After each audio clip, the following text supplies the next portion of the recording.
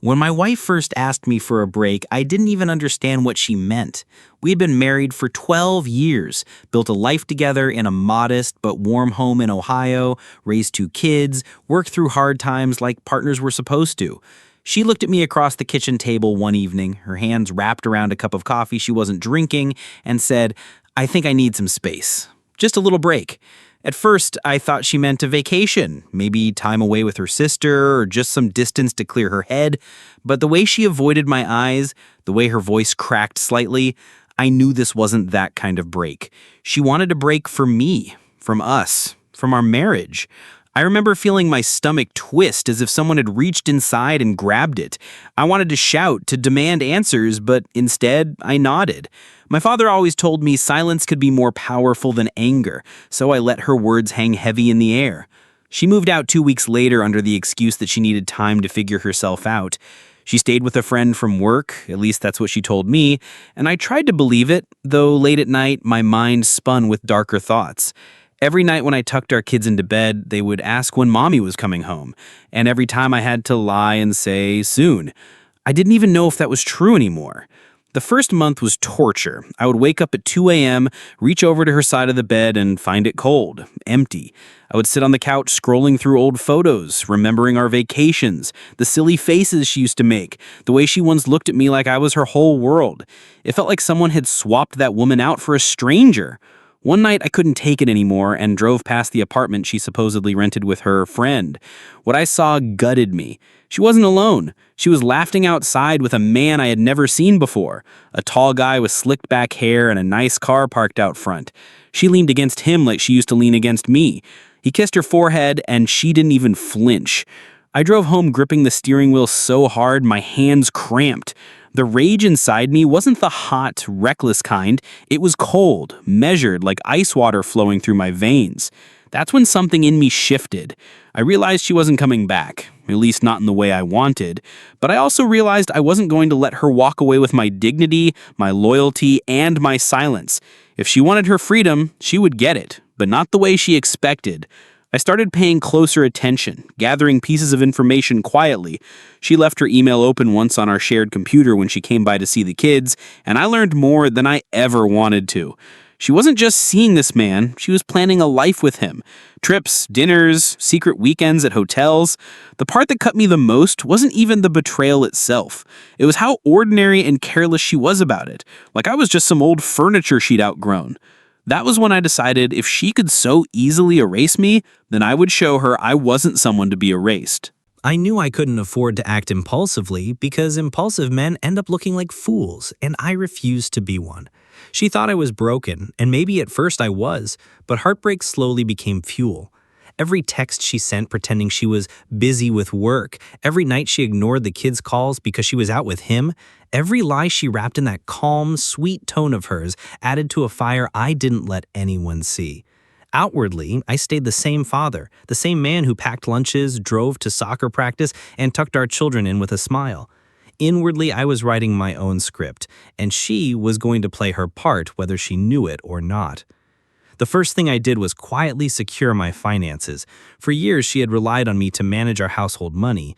She wasn't careless, but she wasn't detail-oriented either, so she trusted me with everything. I moved funds, adjusted accounts, and made sure that if she ever tried to come for more than she deserved, she'd find herself walking into a locked vault. I didn't touch anything that would raise suspicion, just small moves, subtle shifts, but enough that I was protected. Then I began collecting evidence. Not out of paranoia, but out of calculation. Screenshots of her emails, copies of her hotel reservations, photos I took discreetly when I saw her slipping into that man's car. I kept it all in a folder labeled insurance. She thought she was clever, but she had no idea how predictable she'd become.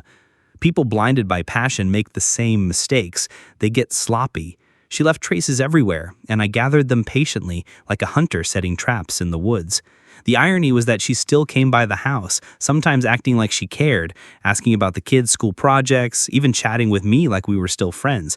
I smiled, answered politely, and poured her a cup of coffee, all well knowing she had spent the night before in someone else's bed. At first it made my stomach churn, but soon it only sharpened my resolve. I wanted her comfortable, lulled into thinking she had the upper hand so that when the ground finally gave way beneath her, she wouldn't even see it coming. The hardest part was keeping it from the kids. They were too young to understand betrayal, and I refused to let them carry the weight of their mother's choices, so I told them little lies that tasted like ash in my mouth. Mommy's just busy, Mommy loves you, Mommy will be here next week. I hated her for putting me in the position of having to shield them from the truth, but I also knew I would use it later. She thought her affair was just between us, but when children are involved, there's no such thing as harmless betrayal. One night, about 3 months into her so-called break, she called me. Her voice was too sweet, too careful, the way people sound when they're asking for something. She said she wanted to talk about the future, and immediately I knew what was coming. Divorce. She wanted freedom on paper now, not just in practice. My chest tightened, but I didn't let my voice betray a thing. I told her we'd talk, that we could sit down like adults, and I agreed to meet her at her favorite little cafe downtown. She thought she was leading the conversation. What she didn't know was that I had already started mine weeks ago, with a lawyer she didn't even know existed, with documents she wasn't prepared for, and with leverage she couldn't imagine I held. I hung up the phone and felt something strange. Not dread, not sadness, but calm, like the final pieces of a puzzle were falling into place. She had made her move, and now it was my turn. The cafe smelled of burnt espresso and cinnamon, the kind of place she always said made her feel cozy, though I knew she only liked it because she could be seen there by the right people. She was already sitting when I arrived, dressed a little too carefully for what she claimed was a casual meeting. Her hair was styled, her nails freshly done, and that smug little half-smile on her lips told me she believed she was in control. I slid into the chair across from her, keeping my face calm, unreadable. She wasted no time. "I think it's best if we make this separation official," she said, her tone rehearsed, like she'd practiced in front of the mirror. "It's the healthiest thing for the kids, for both of us. We've grown apart." I almost laughed at the hypocrisy, but instead I nodded slowly, letting her believe I was absorbing the weight of her words. She continued, laying out her version of the plan. She wanted the house, for the children's stability, she claimed. She wanted joint custody, but with her as the primary parent. She wanted alimony, because apparently, despite her lover's deep pockets, she still thought she deserved to drain mine. Every word was a knife, but I didn't flinch. I just listened, even pretended to scribble notes on a napkin, as if I were the student and she the teacher. But inside, I was smiling, because everything she was asking for was about to be turned into ash in her mouth.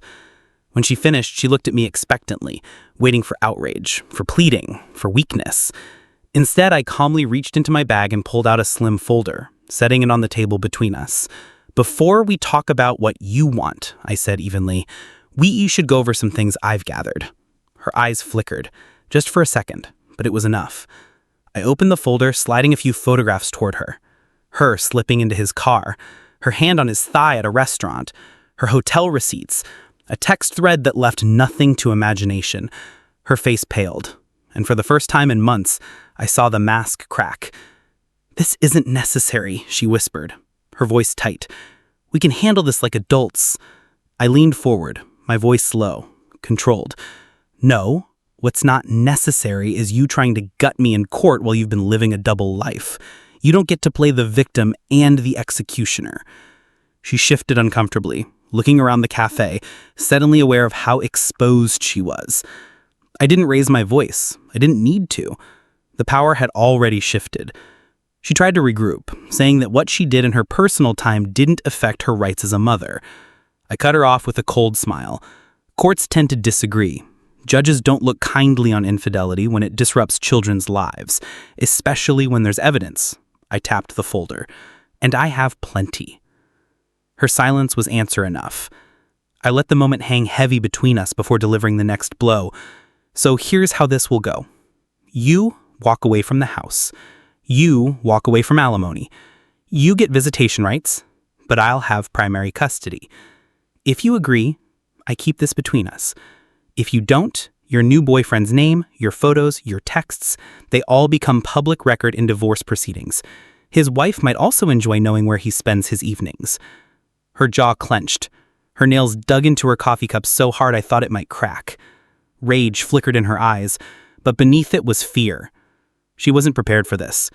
She had thought I would crumble, beg, maybe even fight desperately.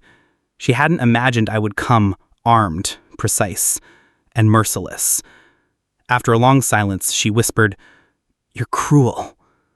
I leaned back in my chair, finally allowing myself a small smile. "No, I'm fair. You're just not used to facing consequences." I left her sitting there, trembling and speechless, the folder still on the table between us. As I stepped out into the crisp air, I felt lighter than I had in months. This wasn't over, not by a long shot. But for the first time, she knew I wasn't her pawn. The game had changed, and I was no longer playing by her rules. The weeks after that meeting were strangely quiet, almost unsettling in how quickly she backed down from her demands.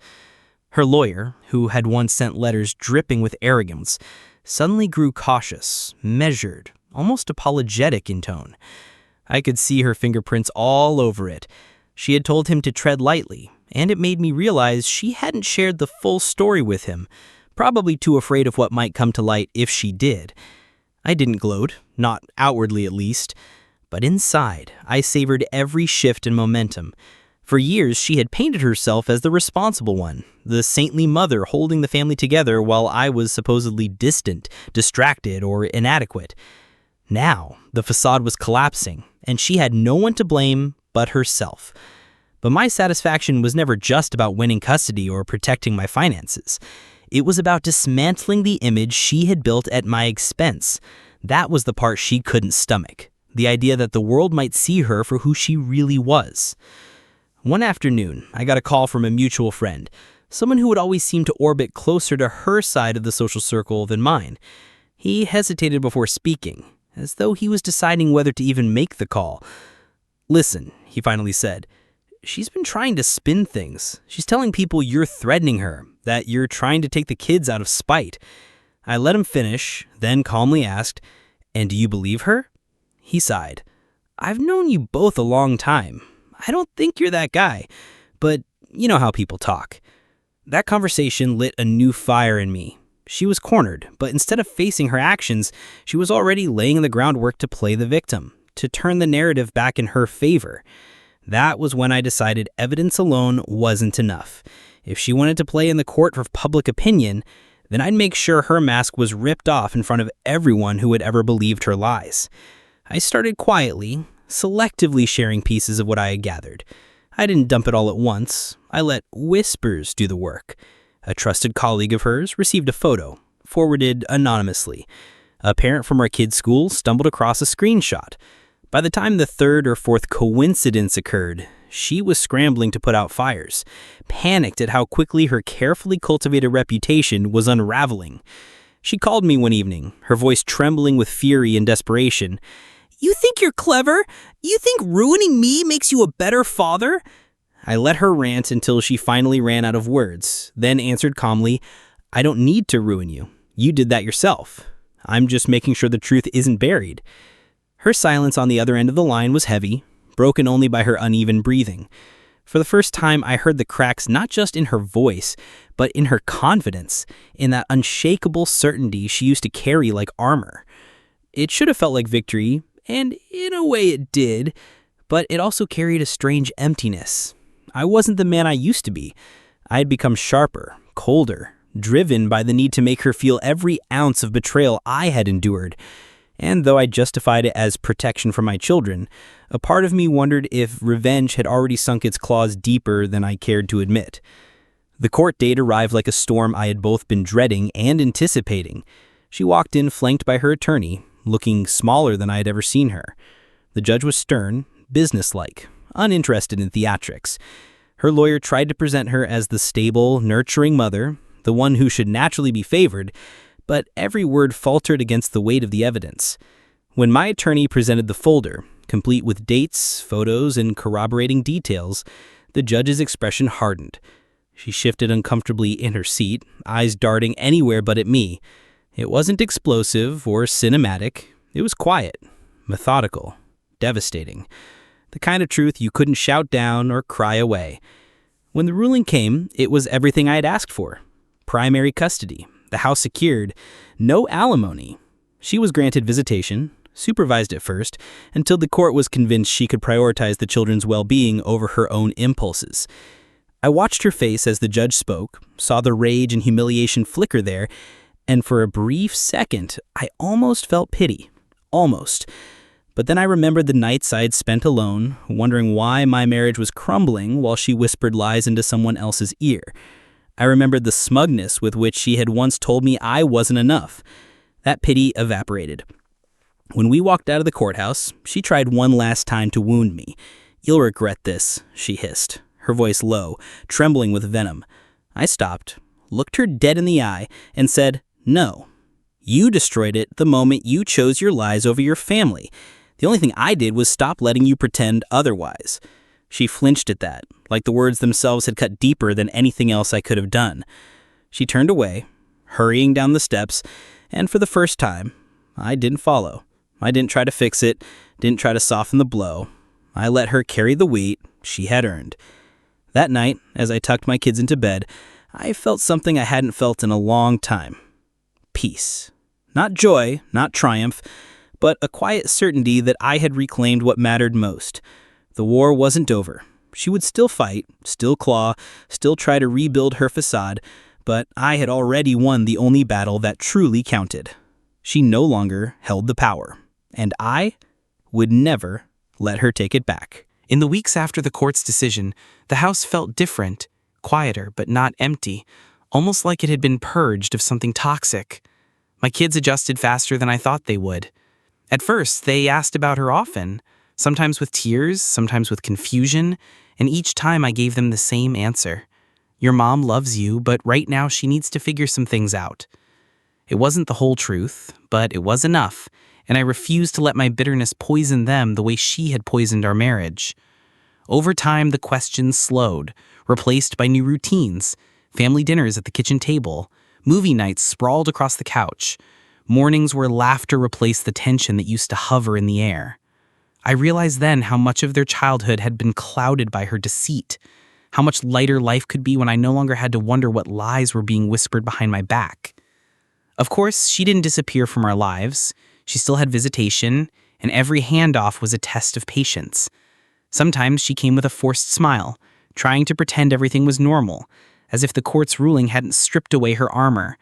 Other times she showed up cold and brittle, unable to mask her resentment. But the difference now was that I wasn't afraid of her anymore. Her manipulation, her threats, her carefully crafted image, they no longer had teeth. She knew it too.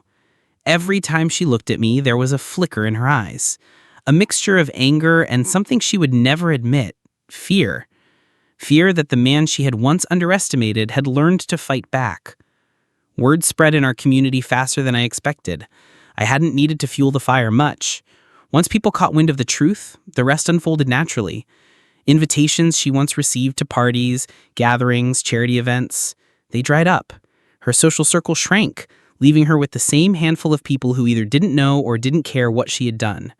For someone who thrived on appearances, on being admired and envied, that was a deeper punishment than anything I could have orchestrated. I didn't need to shout her sins from the rooftops. The silence that followed her wherever she went was louder than any words. One evening, months after the ruling, she showed up at my door. No warning, no scheduled visit, just her standing there, with eyes that had lost the gleam of superiority. She looked older, tired, as though the weight of everything she had built and lost had finally settled under her shoulders. "Can we talk?" she asked, softly, almost pleading. Against my better judgment, I let her in. We sat at the kitchen table, the same table where we once shared meals as a family, the same table where I spent nights alone wondering why I wasn't enough. She fiddled with her hands, avoiding my eyes, until finally she said, "I didn't think you had it in you. I thought you'd just roll over." I let out a humorless laugh. "That was your mistake. You thought I'd let you walk all over me forever." She looked up then, her eyes glassy, and whispered, "I ruined everything, didn't I?" For a moment, I almost softened. Almost. But then I remembered the lies, the nights she slipped away, the way she once looked me in the eye and acted like I was crazy for doubting her. "Yes," I said flatly. "You did." Her face crumbled, but she didn't cry. Maybe she didn't have any tears left, or maybe she knew tears wouldn't move me anymore. She nodded slowly, stood, and without another word walked out of the house. I watched her go, and instead of anger or satisfaction, I felt nothing. The war was over. She was no longer my enemy because she was no longer anything at all. Life moved forward. I poured my energy into my children, into rebuilding the pieces of myself I lost along the way. I started running again, something I hadn't done in years. I reconnected with old friends, the ones she had subtly pushed away when we were together. I even dipped my toe into dating, cautiously, carefully, with walls higher than I ever thought I'd build. Trust wouldn't come easy, not after what I had been through, but I wasn't in a rush. For the first time in years, I felt in control of my life, not living in the shadow of someone else's choices. One night, as I stood in the backyard watching my kids chase fireflies, I realized that revenge hadn't been the real victory. Yes, exposing her lies had given me satisfaction, and yes, watching her world crumble had felt like justice. But the true win was this moment, the sound of my kids' laughter, the peace of knowing my home was free from betrayal, the strength I had found in myself when everything seemed lost. She had tried to break me, to discard me like I was nothing. But in the end, I was the one still standing, stronger than before. And maybe that was the most fitting revenge of all. Not just proving her wrong, not just surviving her betrayal, but thriving in spite of it. While she lived in the ruins of her own choices, I was building something new, something real, something she could never take away again. And as I watched my kids' faces glowing in the twilight, I knew one thing for certain. This was only the beginning. It had been nearly a year since the divorce papers were finalized, and though scars still lingered, life had taken on a new rhythm. My mornings no longer started with dread, but with calm. Coffee steaming in the quiet kitchen, sunlight spilling across the floor, the kids getting ready for school without the tension of whispered arguments echoing through the walls. I was learning what peace actually felt like. I hadn't realized how much I had been living in constant chaos until it was gone. And the silence of stability felt almost foreign at first, like stepping into someone else's life. But slowly, it became mine. She, on the other hand, had been unraveling. I didn't go out of my way to follow her life anymore, but in a small town, whispers carry. People told me she had tried to latch onto someone new, but the relationship fizzled quickly when he realized she wasn't the image she pretended to be. Her job suffered too. Word had gotten around about her affair with my former best friend. And though her boss never said it outright, the promotions she once bragged about being inevitable never came. She was stuck in place, watching doors close one by one. It was ironic. She once saw me as dead weight holding her back, yet now she was the one sinking while I moved forward. One evening, after putting the kids to bed, I sat outside on the porch with a beer in hand, reflecting on how much had changed. My neighbor, a widower I'd gotten close to, sat with me. He asked, "Do you ever regret not trying to make it work?" The question caught me off guard. For a moment I thought about it, about the nights I begged her for honesty, the mornings I swallowed my pride to keep the peace, the times I blamed myself for her distance. But then I thought about the betrayal, the gaslighting, the humiliation of discovering the truth in the cruelest way possible. I shook my head slowly. "No," I said, "because it was never me who gave up. It was her."